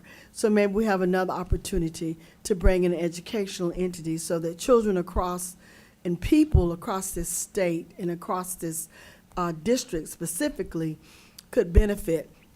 So Chair Jacobs and Board, I just want to register my position in terms of wanting to do what we can, yes, to preserve Eatonville. We have to by any means necessary. But secondly, we must, with fidelity, know how we're going to execute the funds, whatever we're doing to make sure that it is used to the best of its ability. We really don't, we can't do a trial and error right now, not in the state that Florida is in or any of the cities in Orlando, in Florida with regards to budget and education. We cannot do a guessing game. We have to make sure what we put our money on is what is going to happen, because we don't have the luxury of throwing money away foolishly or doing stuff that, well, okay, maybe we'll come back and do it again. No. We don't have that luxury. So my position is that we have to collaborate. And what a wonderful opportunity for us to collaborate with the oldest black township in America. Yes, within our back door. And it has had educational opportunities long before perhaps this Orange County School Board was established. Eatonville has been around a long time, and the citizens have done what they needed to do to maintain the township. So in saying that, I would like us to continue these conversations, that we have some clarity, and that especially the residents understand our position as a board, and I know my position as a board member, what we're trying to do in terms of making sure that Eatonville is preserved, but at the same token, that there's some benefit to the children and the adults that are going to be here long after we have been gone and forgotten, that it's still preserved and we still have an educational facility there. I'm so excited by CTE being there. It's a wonderful opportunity for students. So in closing, I just want you to know that I am in favor of our continued discussion. We're not going to be able to come up with some answers right away, because we have to look at the legality, as John has said, about the statutes and what we can do in terms of property. But I'm hoping that we will keep at the forefront in our minds what the town says, preserving Eatonville. We have to. We have to. Thank you. Thank you, Member Felder. Member Douglas. Good afternoon. I was just listening to all that has been said. I just want to say it's a pleasure to finally meet you. I know I would love to meet you one-on-one one of these days. I'm sorry if I haven't really responded to your emails, but I am listening and I'm hearing and I am paying attention to what's happening in our historical Eatonville. I'm so proud to say that, to see such a beautiful city still in existence, and you guys are really resilient people, and I appreciate that really, truly, and I can't wait to meet you. I was listening to this conversation this afternoon, and I really believe that having a very strong collaboration between OCPS and the town of Eatonville, it's a must for our students, for the future of our community. We need to be part of the conversation with the people of Eatonville, for them to know our side of the story, okay? I was just, surprised by the master plan, because I have never heard about this until now, and I think if we could have been part of this plan from the roots, would have been great. However, it's never too late. I am excited with what that I'm listening to about the K-8 and about the magnet programs, and I think there are great things that can happen in the town of Eatonville, and I'm looking forward to wonderful things happening there. But please, we need to be part of the conversation. So when you're having your town halls or whatever with the people, we need to be part of the conversations. Thank you so much for being here. We're hearing you. We love Eatonville, and I love the art with Hurston. I've been twice to see, what's happening with the arts and in Eatonville. It's wonderful. So looking forward to great things in the town of Eatonville. And please continue the communication with us. Okay, thank you so much. It's a pleasure to meet you. Pleasure to meet you. Thank you, Member Douglas. And I do want to come out. I don't think that the town of Eatonville has in any way not invited us or wanted us to be at the table. So I appreciate that. And Member Douglas is fairly new on the board, so she may have not had that opportunity, but we have regular invitations and we appreciate it very much. Let me call on Member Banos. And I think we're getting to the end. Thank you, Madam Chair. I'm just listening to the comments of my board members, and for me, given the history of this property, I support finding a way for the town of Eatonville to thrive, and that means that they need to have economically viable additions and build outs on this property, which I support. And frankly, what they decide to do with the property, it's for them to decide. But to the extent that the town is interested in continuing this educational piece, I think that's the part where OCPS comes in. And that's the part that I want to continue to be able to have conversations about, as I've said before, and as we've all said, to collaborate on that piece. I love the process. I think you've done a great job, and I trust what you decide to do with the property. One thing that I would like to establish before the end of this meeting is what is the plan from here? What does the future look like in terms of regular meetings with the whole board, if they so desire to be part of it, so that we can all be involved in these conversations and we all feel like we know what's going on? Because I feel like when some board members don't feel like they are involved and know the details, I think I read through three days of transcripts over the last couple of days. So I think that has really hampered the trust and has sort of prevented things from moving forward in the past. So I would like to know and to establish as a board and as a district, what is our plan? How will we be communicating with you over the next couple of months as you continue to meet with the town? And again, my position is that what you decide, that I want to be a good partner with respect to the education portion that the town wants to have in here. And I think that can also be sort of that consideration piece for how we make this all work and make sure that you have what you need to thrive and to prosper from here. So I guess that's sort of where I stand. Thank you. Thank you, Member Vanos. So I have one question and I think one cautionary observation, but I may be unnecessarily cautious. In terms of my question, who is actually doing the financial feasibility analysis on the plan? And I asked that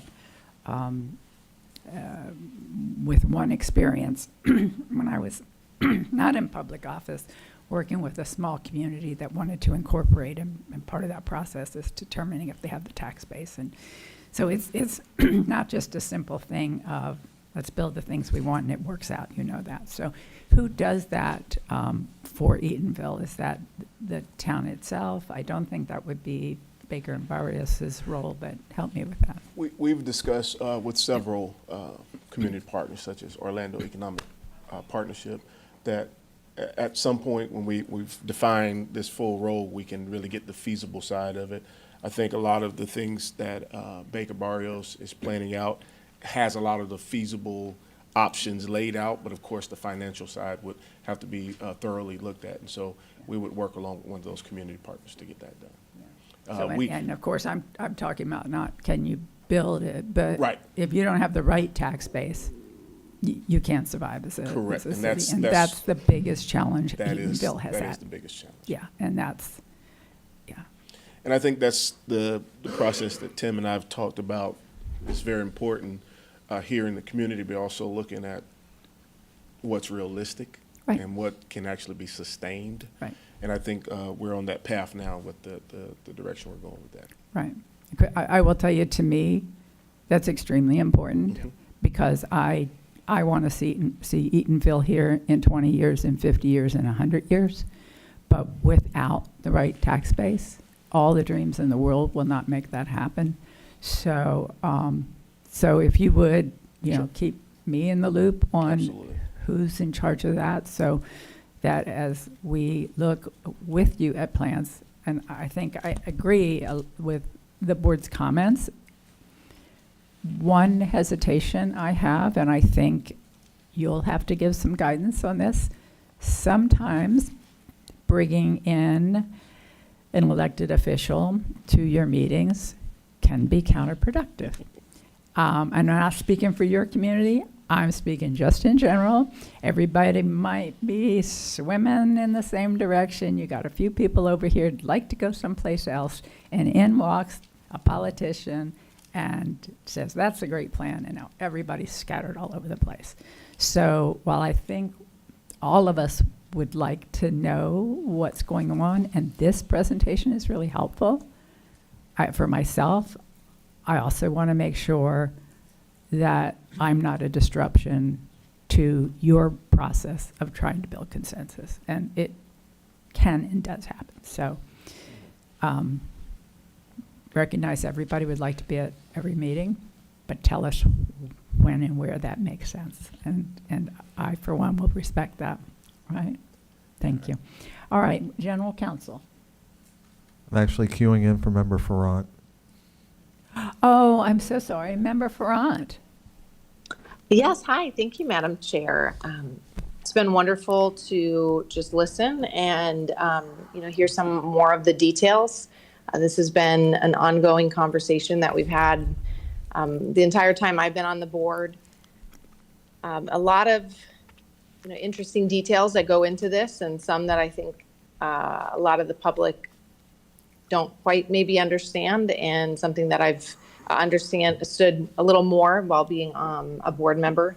I do have to just say that I think any agreement that we do make, we need to make sure is mutually beneficial. I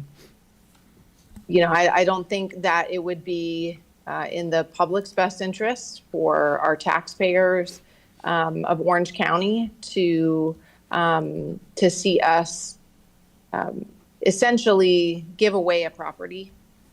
And so I think we need to just really be very strategic and really look at how is this going to benefit the students, and make sure that we're putting, educational facilities or making facilities that are going to benefit the students in some way, whether that is a museum, which that would have been amazing if, there hadn't been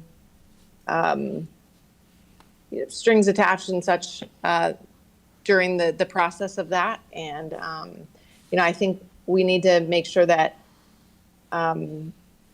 we're doing the best for the taxpayers and for our constituents who elected us. There is, I do have some concerns on, kind of both sides. A magnet program does sound incredible, and I love the idea of partnering with Four Roots. But I have seen where magnet schools pull from other schools in the community, especially schools that may be close in proximity. And then those schools become almost abandoned, which we've seen that happen in several schools in OCPS. So that I am a little concerned about, and want to just make sure that we do, whatever would be the best to make sure that our schools are, we're seeing growth and not just pulling from existing schools. And then the other, just making sure that there's, I think we just need to continue this kind of open dialogue where we sit and discuss and communicate, but really looking at the educational benefit for the schools. I have a school, for instance, that's going to be going in a new building, going in the where the original Pine Castle Elementary School in District 3 that was going. that will be removed and a new school that will house like Hospital Homebound and, several other of our kind of smaller schools, but all in one.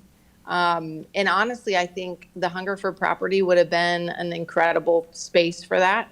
But because there's such litigation and back and forth, it's like, I don't know we need a school for them now. And it's just, it's to me as a school board member, I am a little frustrated that we can't just use that property. It's ours. And I think we should be able to use that for educational spaces. But also seeing how can we help the town of Eatonville and be, bring in something that would benefit them as well. I think we need to be creative and in how we're doing things and, things that could help bring finances to OCPS as well as bringing finances to the town of Eatonville. So I think just keeping that, the open communication and making sure that, moving forward, we really, as a school board, I think this property was entrusted to us to make sure that students in Eatonville, as well as the surrounding areas, are well educated, and however we can do that and facilitate that, I am on board with. Thank you. Thank you, Member Ferrand. Let me turn to Superintendent. We have one more speaker, Member Vanos. Do you want to hear from her and then be last?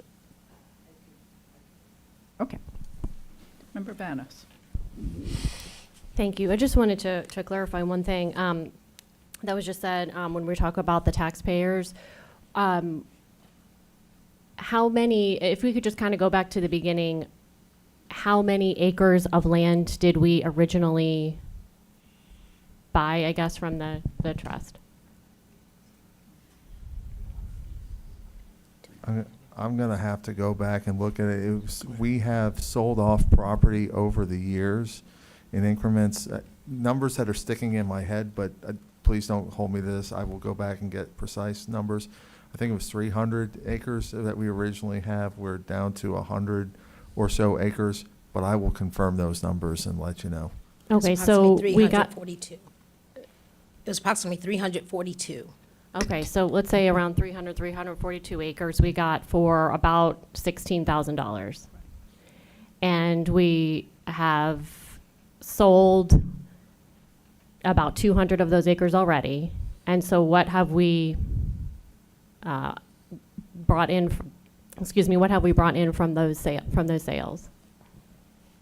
I'm guessing it's somewhere between $9 and $11 million, something like that? Those are numbers that are sticking in my head, yes. Okay, so we bought the property for $16,000 and we've brought in, let's just say, around $10 million.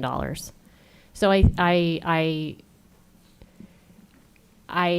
question, or I hesitate to sort of say things like we are not doing right by the taxpayers when we have greatly profited off of this property already. I just wanted to make that point. Thank you.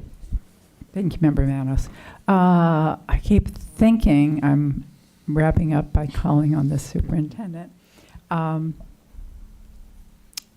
Member Byrd. Thank you. I was just going to say what Member Vanos just said, was that, I think that if you're looking at the benefit to the taxpayers, and I think that we as a board could very easily defend this very clearly by doing right by our taxpayers, by saying that our return on investment on this property has been significant. Now, I will say that, and I think I've even asked this before, we've owned this property for such a long time, and in that time, beyond just that original purchase price of $16,000, we've also invested money in this property. It takes money to own a property, to maintain it. I mean, there's costs associated with that. So it's not just that. And it's also, it's important to remember that it's not like this money is lining pockets of anyone, and this money goes towards, the money that we make from selling property goes towards educating our students and building schools where we need schools built. So I believe that we've done right there, but I don't think that anyone would fault us in saying we're giving away a piece of property and that that's bad for our taxpayers, because I don't believe that to be so. I also believe, as I said before, that maintaining this property, keeping this property is also a drain on the operational budget of the district, and that's something that we need to be looking at as well. So that's all I wanted to say on that. All right. Thank you. Superintendent? Thank you, Madam Chair. I'm going to try and bring us in for a landing. And so I've heard various comments from the board. I don't believe that there is agreement. However, what I have heard and I'm proposing is that you allow me and my staff to work with the town of Eatonville to fine-tune some of the ideas that have been presented today, look at feasibility, and then be able to come back to the board in a relatively short period of time to then have further discussion. I think it's clear that we want to work collaboratively with the town. We want to be able to see if there's a way for us to work in a manner that's going to not only help the town prosper, but also bring educational opportunities to our students that are currently not available. And so, Madam Chair, I'm just asking if that is the will of the board. Yes, and I think, I certainly think the board is in agreement with that. I will air one other opinion of mine about the value to education. And I think the value of Eatonville thriving is a tremendous education for our youth and for our whole community and for our nation. So I think there's a lot of educational value. Let me turn to Member Vanos. I just wanted to comment on your proposal, which I think is a great one. I would just ask that when you do meet with the town, that you could let the board know so that if they want to attend, we know when the meetings are and we're able to attend. And then we post them and they become public meetings, which is something that may or may not be conductive. So we'll leave that. The board had designated to your predecessor to be kind of the liaison from the board, which is why you have been at more of the meetings. But anyway, just food for, I hear what you're saying, but I think we'll leave it to the superintendent and the town to decide whether we all come or you continue to represent us. Yep, I thank you. Yeah. I had forgotten about that piece Yes, of it. that piece. But yeah, and I have been to the town meetings, but I have not been a part of any of the other meetings. Okay. And so I would be happy to serve in that role. Okay, thank you. Dr. Vasquez. Okay, we good? Mr. Palmerini, before we close out. So I just wanted to, I was asked a question about how much we have spent on or gotten for the property over the years. It's roughly $9.6 million. Now, 6.4 million of it was for the Florida Department of Transportation taking for a retention pond. That was going, if we didn't come to a sale agreement on that, the property would have been taken from us. So that the largest portion of what we got is stuff that we were going to have to, they were going to have to pay us through an eminent domain proceeding on that. So it's roughly 9.6. And just, we looked at this previously, things that we've spent at the property, roughly $24 million to redo Hungerford Elementary. And remember, it was another $1.15 million that we paid to the Hungerford Trust to get the restriction off the property. Yeah, that is the other side of the equation. I just keep thinking we're there. Member Gallo. Thank you, Madam Chair. And then Member Vanos. And Member Vanos is really the problem here, not me, I just want to say. Oh. I'm just kidding. Back to Member Vanos's point, actually, I do think it's important that the board members that wish to attend, and I think only because going back to Member Vanos's point, because there was no bigger advocate for y'all than Member Castor-Dental. There just wasn't. Like, she was a huge advocate and for us getting this right and doing right by the town of Eatonville. But I think it's important that we all see that, not just the member that Eatonville resides in, but that we're all kind of a part of it, so that we're all seeing those conversations happening as well. I think it would just move the process along a lot quicker. Thank you. Thank you. Okay, we are going to be wrapping this very soon because the mayor's grandson is losing his patience. You are adorable. And I want to wrap this up because I want to go ahead and say hello because he has been just a wonderful young man, right? He has been sitting here for a very long conversation.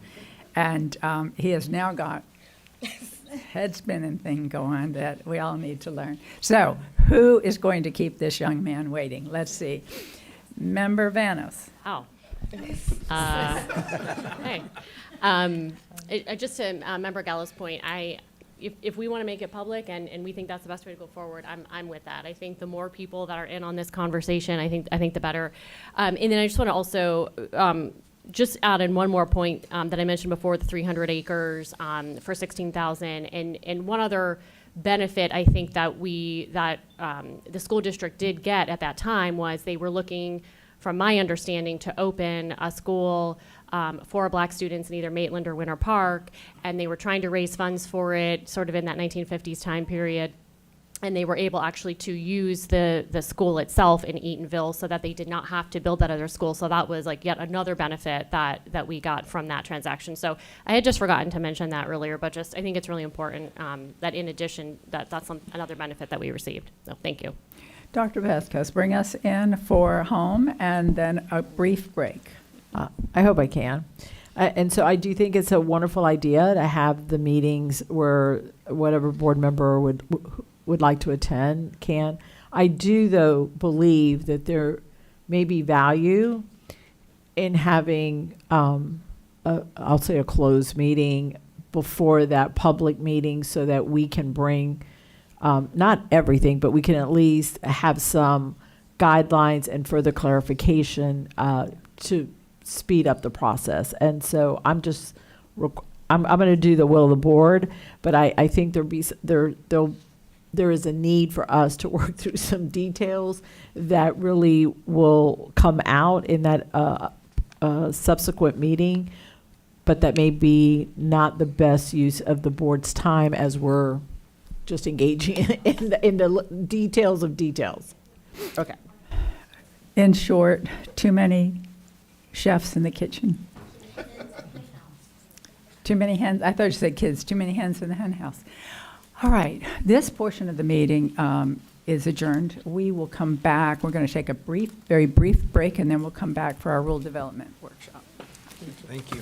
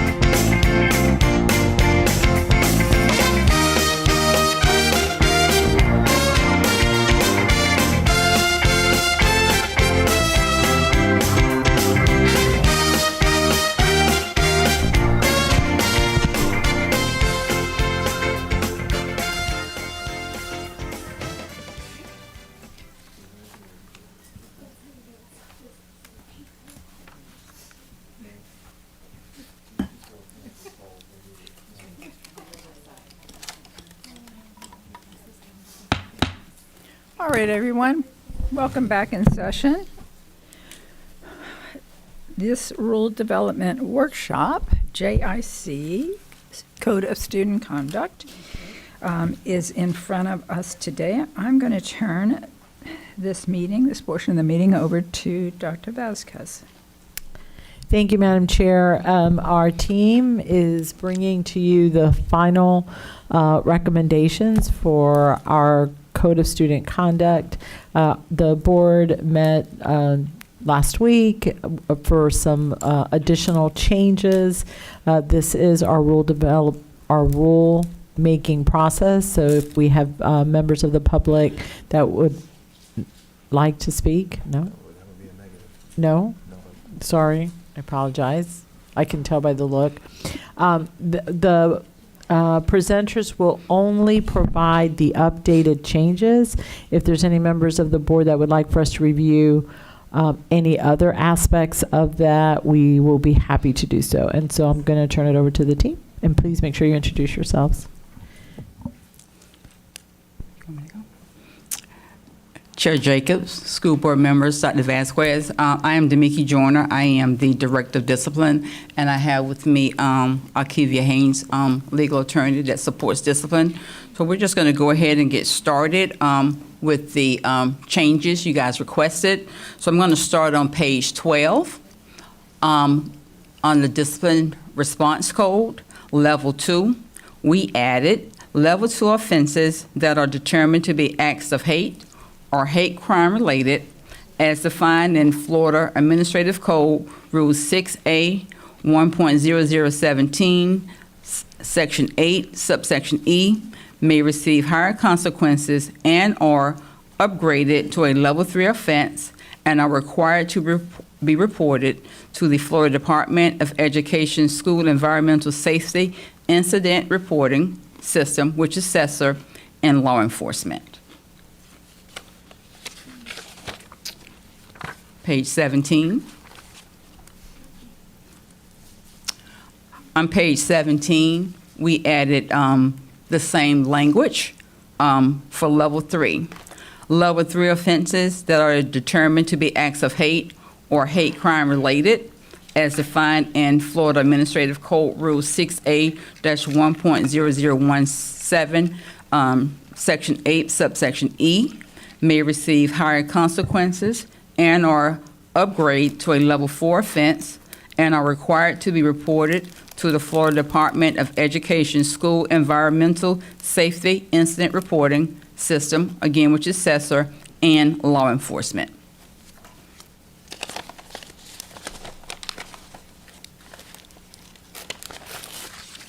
Page 23. Level 4 Discipline Response Code. Level 4 offenses that are determined to be acts of hate or hate crime related as defined in Florida Administrative Code Rule 6A-10017, Subsection 8, Subsection E, are required to be reported to the Florida Department of Education's School Environmental Safety Incident Reporting System, again, which is CESR, and law enforcement.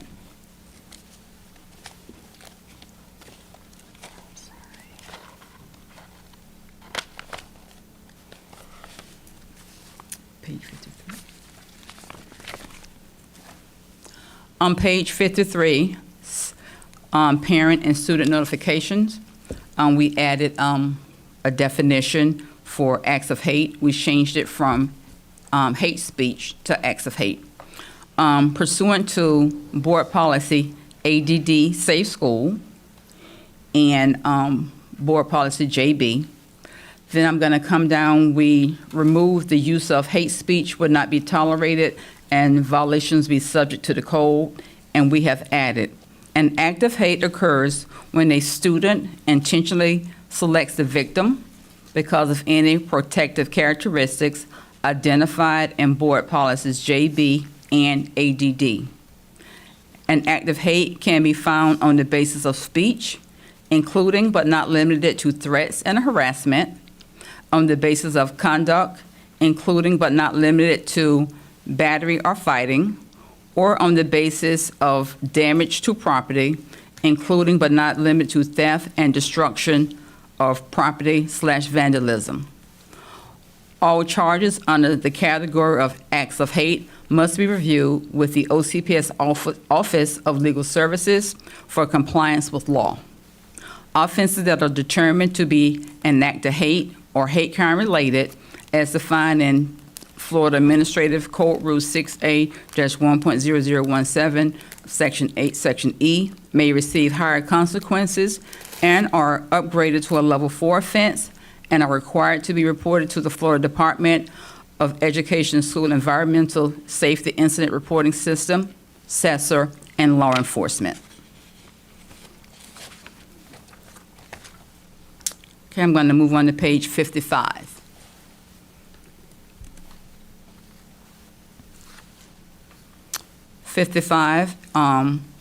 Is restitution. If a student takes or damages school property or the property of others, they may be required to pay restitution to the victim or OCPS. This obligation will remain on the student's discipline record until the restitution is paid in full. Payment plans, and we remove or alternative forms of restitution. So payment plans can be arranged with the school principal. Additionally, community service may be completed in lieu of costs. On page 56.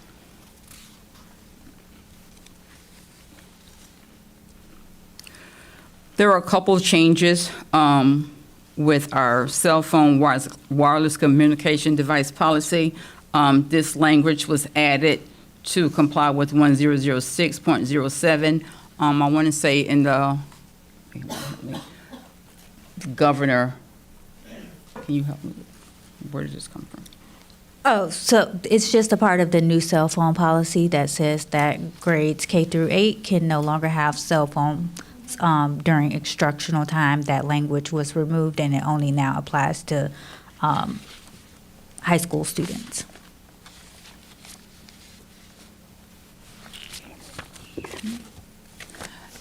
Dr. Vasquez, that concludes our updates. Thank you, Alkivia and Mickey. Madam Chair, we're ready for any questions the board may have or discussion. Okay. And we do not have any members of the public that wish to be heard? All right, thank you. All right, Member Salamanca, you're recognized. It's slight semantic, I guess. On the word upgraded, is that kind of the legal term? Upgraded, I don't know, something about that word bothers me. I don't know if it's like you got upgraded to a higher consequence. It's like upgraded usually is a positive thing, not a negative thing. And so could we use like Or elevated, increased. escalated, Escalated. escalated? All right. Yeah, elevated sounds positive too. Does that make sense? No, Am I- absolutely. You've been Elevated sounds like a upgraded. positive and it's not. You're so- getting the front row, yeah, So that's one, just escalate. on the plane. Or some other not positive word. The other one's at the top when we define the acts of hate. So we define it ourselves, and then we also reference the Florida component, but we don't define the Florida component. Everywhere else, when we pull it in, like in the cell phone, here it says section 1, whatever, we always quotation mark and pull it in. Is there a reason not to pull it in, to have it explicitly with that Like in- definition? Sorry, Madam Chair, she was turning Please, to Ms. me. Pomeroy. So just like a link to it, like embedded within the document, so somebody can click on it and the definition they can go right to the definition? Sure. Well, my question is, you know how we have right here, I'm looking at the cell phone policy. It says section, whatever, quotation marks, it defines it, right? Like this is straight from that Florida statute is my guess? Yeah. That's correct, That's yes. correct. When you go to acts of hate, which is the other page, can you go to the page where it's acts of hate? No, I think she's looking for definition. the parent notification page. Here we have the OCPS component of what we're saying it is, and then we allude at the very last sentence, Florida Administrative Code rule that, but we don't point out in quotations what is the definition of that. I think it's fine if we link out to it. It was just, I was curious if there was a reason we didn't quotation mark what is the Florida Administrative Code Rule definition of that. So, Madam Chair, may I? Please. As in working through that language, I thought by just referencing the administrative code rule, that would be sufficient.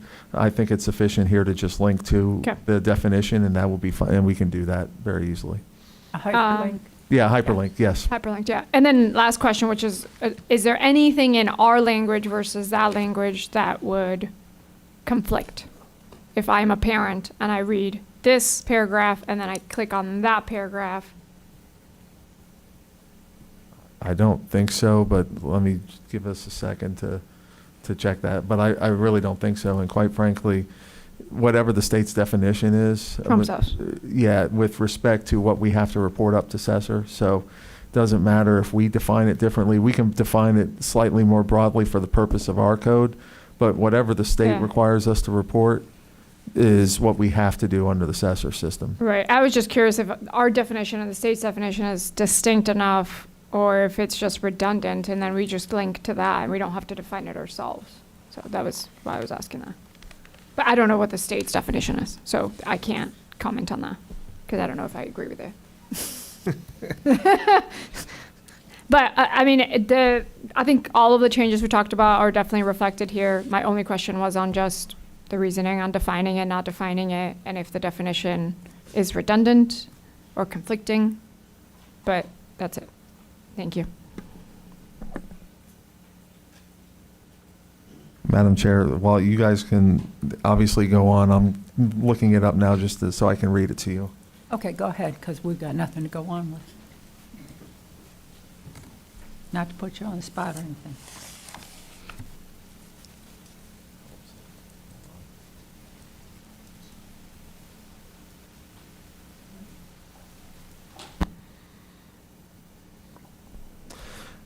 All Assessor incidents, this is hate crime related.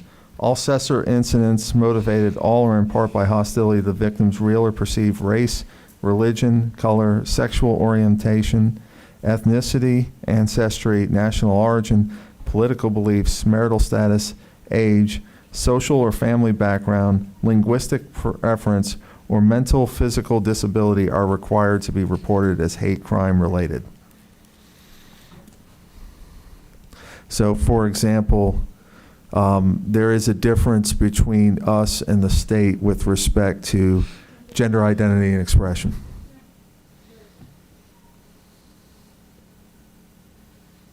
So we can define it more broadly for the purposes of our code and what we are doing, but we also have to make sure we're meeting the minimum requirements of what the state assessor reporting system requires. So there is a slight difference between the two, so that's the reason why we have reference to our acts of hate and the state's assessor definition. And then we don't have social and family background, right? Yeah, we do not. That's not part of our policy, JB. But it, it will be covered either way under the state's definition or our definition. Because the state covers things that we don't, and we cover things that the state doesn't. Thank you. I'm good then. Any other questions from board members? Okay. We'll make the minor modifications. I don't view them to be any change to the substance of what we're covering. So we will take care of that, and this will be finally adopted at your meeting on Tuesday. Was that it for today's business? All right, wonderful. Any other comments from board members on any other? I shouldn't ask. Let's go. Meeting adjourned. Just seemed to go too easy, didn't it?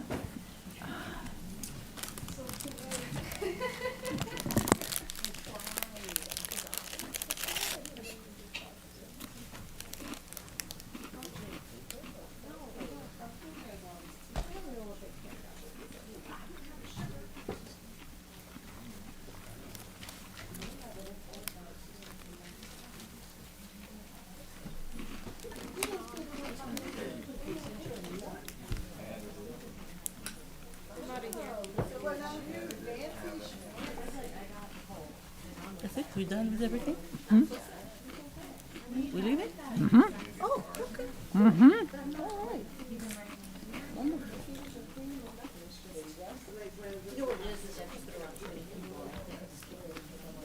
All right, don't forget fries on Thursday. I know we will. French fries. What is it?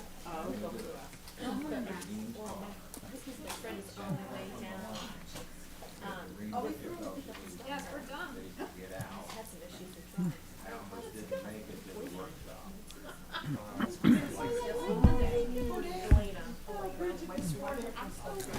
Okay.